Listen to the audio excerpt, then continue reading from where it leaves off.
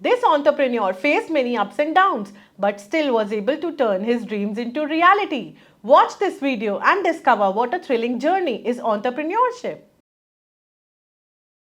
My journey from Bombay, as I said, I did my schooling from here, and I was here till my secondary education, till my 10th standard. And then I moved into a very small city. It's called Bidar. It's on border of Maharashtra, Karnataka, and Andhra Pradesh. It's a small town, just like how we have Kota or any other city which uh, gets out machinery of students. Bidar is a similar city. It has a couple of engineering colleges, a couple of medical colleges around, and it's primarily a city where students have a lot of culture of aiming for going to IITs, going to medical colleges, going to dental colleges, to topmost brands in the country. So that's where I did my +1 and +2 from, the higher secondary. And then so Karnataka has a benefit, for those of you who don't know about this, that it gives you an option of appearing for maths and science both together. So you can appear for engineering as well as for medical. So it's not just doing physics, chemistry, maths, PCM. You can also do, on the other side, biology, and appear for your medicals as well. So I appeared for both entrance examinations, and fortunately I got through both. And I chose engineering, as much as my parents would have wanted me to do medical. Product that came out of the pandemic. We say that it's believed that every crisis is an opportunity, and COVID and pandemic was a crisis for everyone, right? And I was running two businesses which were into travel, and travel was the first thing which shut down during COVID. I always wanted to put up my thoughts and write a book, especially around entrepreneurship, because when I started my journey as an entrepreneur, I didn't had a mentor, didn't had like a coach, to guide me through the way. And I always thought that, if in any way I could put my experiences together, and a lot of other entrepreneurs that, I have been fortunate to be with. I had a bunch of entrepreneurs that I met when I went to do a program at Stanford Business School. And I met, some really, really aspiring, amazingly intelligent, resilient entrepreneurs in the program. And while I thought that I wanted to write a book, I always said I didn't had enough time, because business takes up a lot of your time. But again, COVID was a time when you couldn't complain about anything, and you had all the time in the world. And that's when I decided to put, my time together, and put a book together. And that's when the book was written, along with 10 other entrepreneurs who contributed their experiences for the book. And that's how Entrepreneurship Essentials, what they don't teach you at business school, was born. So yeah, hear people saying that they picked up entrepreneurship because they were tired of the 9 to 5 job, or they felt that the corporate world wasn't giving them enough. Completely opposite to that, I was extremely happy in my corporate job. I spent about 8 years in banking and financial services, and I worked for some of the best organizations. I worked for Royal Bank of Scotland, then I worked for Standard Chartered Bank, for ICICI Bank, and then finally for UBS, which was based out of Switzerland. And I was pretty happy with my corporate job. I think what prompted me to start looking at doing something of my own was just because I was so passionate about travel, about road trips, about motorcycling. One of the trips that I was taking, it just occurred to me that there were so many things which were missing that I looked from a customer's point of view. And I felt I wish there was someone who could provide me these things when I was doing my travel and road trips. And then the idea was born, why not, build up a platform which can provide travelers like me that comfort and convenience that I was looking for. And that's how the first company was born. I just quit my job, and it was quite a when I look back now, I mean, like, maybe it was a very bold decision at that point in time, because I was at quite a good level at my career, doing pretty decent for myself, and I was happy. But then stepping out of the comfort zone and starting something of my own excited me more.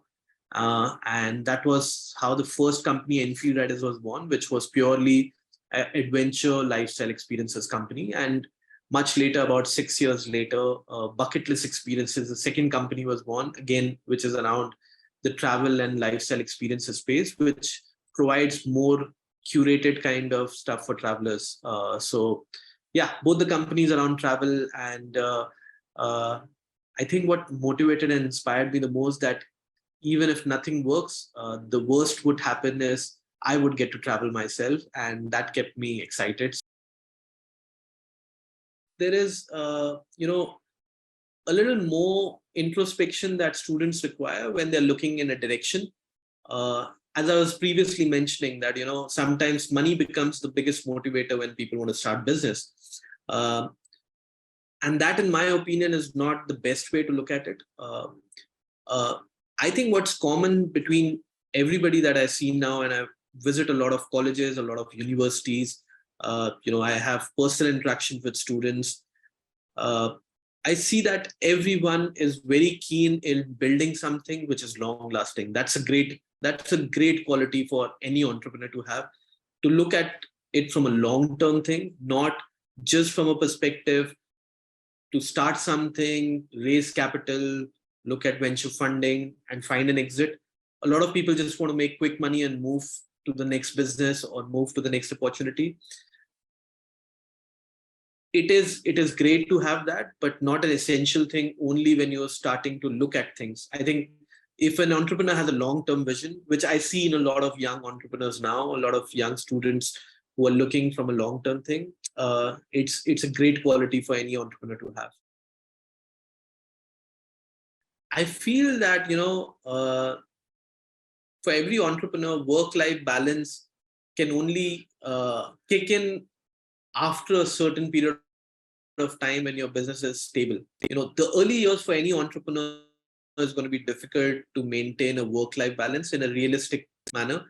Because you're so passionate about building something, you never have, like in a job, you have a time 9 to 5, 9 to 6, or whatever you say. But as an entrepreneur, you don't have timings. You're working at things at 7 in the morning. Sometimes you're working till 11 in the night. There is no because you're so focused on building it and you want to see results, that your personal space and timing goes out of the window. I think over a period of time, that is not a good habit to have consistently. Over a period of time, every entrepreneur should find a way to kick in a work-life balance. In my case, it actually happened only after the first 4 years, because while I was building services, building the team, looking at, getting business profitable, there is a kind of guilt if you start spending personal time and you feel that if the business is not doing good, how can you be fair by spending personal time for yourself? And I think that guilt is every entrepreneur's nightmare. But I think I'm able to say this now because I've been through that. It's very easy to say now, but when you're going through that, it's just but natural that you're more focused on work, and it's not a great habit. Try to do that from the beginning. Maybe, like, if I look back and if I would like to bring in the work-life balance from first year onwards, maybe I would have loved continued doing my hobby, or my, like, follow a sport, play a game, hang out socially with friends. If not, like, every day, maybe once a week, give time to yourself, give time to your family, to your loved ones, but make sure that that's also a habit that you are continuing from the beginning as much as you can, and it's healthy and it's long lasting. I think I've done more mistakes than more right things, and I'm happy about that, because I think learning from the mistakes makes you do things in a more precise manner. For example, in the early years, when the biggest mistake that we did, we said that we will stick to just one vertical in the business. Like when we started motorcycling, we said we will be into the adventure tour space and we will organize motorcycle tours for uh, clients based out of India, domestic, period, nothing else. Over a period of time, we realized that we were serving to a very niche market. You're looking at travelers, and then you're looking at adventure travelers, and in adventure travelers, you're looking at motorcyclists. So it's a very, very niche segment. And over a period of time, we realized that if we're just going to focus on that area, we'll not be able to sustain on a long, long time. And we then started building multiple verticals across the business. We started a motorcycle service station. We started a motorcycle rental platform. We started with a bike customization garage. We started with a motorcycle coaching academy to train men and women how to ride a bike. And over a period of time, there were multiple verticals of the business from where the revenue was coming, and we were able to build an ecosystem for travelers. So a client who just came to render, take one service from us, also looked at other services which were provided by us, and then they started connecting dots and taking other services from us as well. So we started having repeat clients over a period of time.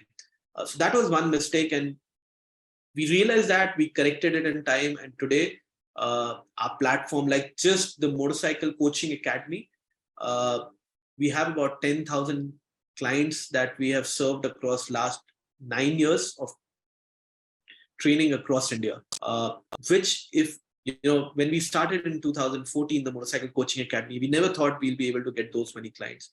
If we would have just focused on adventure tours, this number would have never been possible. So mistakes, make them, learn from them, correct it, and implement things which are beneficial in long term, and help you grow the business. Don't forget to like, share and subscribe to our YouTube channel.